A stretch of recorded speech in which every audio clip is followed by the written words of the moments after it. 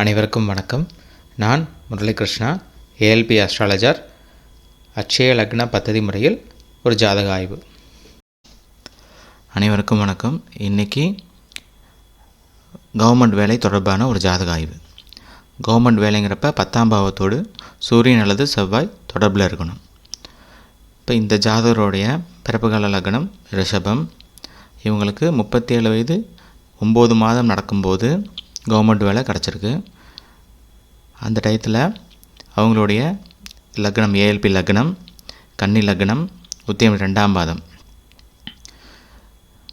லக்னாதிபதியான புதன் 12ஆம் வீடான சிம்மத்தில் இருக்கார். நட்சத்திர அதிபதியான சூரியன் 12ஆம் வீடான சிம்மத்தில், 10ஆம் பாவ அதிபதியான புதன் 12ஆம் பாவத்தில் சிம்மத்தில் இருக்கார். 12ஆம் பாவ அதிபதி சூரியன் அதன் சொந்த வீட்டிலே இருக்கார்.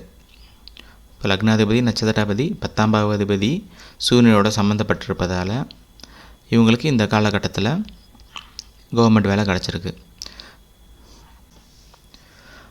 மேலும் உத்தியம் 2, அதாவது 1 வருடம் 1 மாதம் 10 நாள் வரைக்கும் இந்த ஜாதகருக்கு கவர்மெண்ட் வேலை தொடர்பான அமைப்பு சாதகமாக இருக்குது. மேலும் D9 5ல் போகுது. அது கடந்த கால கர்மான்னு சொல்லுவோம். இப்போ கடந்த காலத்துக்கான முயற்சிகள் அப்படின்னு சொல்லலாம், அதுக்கான பலன்கள்.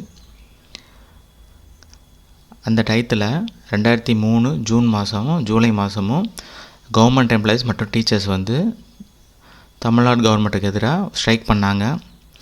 அந்த டயத்தில் கவர்மெண்ட்ஸ் டெம்பரவரி ஸ்டாஃப்ஸ் அவங்க நிறைய பேரை எடுத்தாங்க. அந்த டயத்தில் ஜாபுக்கு அவங்க அப்ளை பண்ணுறாங்க. அந்த காலகட்டத்தில் அவங்களோட ஜாதக அமைப்பும் சாதகமாக இருந்ததுனால அவங்களுக்கு கவர்மெண்ட் வேலை கிடச்சிருக்கு. இது போன்ற ஒரு எளிமையான ஜோதிட முறையை உருவாக்கிய எனது அருமை குருநாதர் பொது உரிமை அவர்களுக்கு எனது நன்றிகள். மேலும் மற்றொரு ஜாதக ஆய்வில் சந்திப்போம். நன்றி.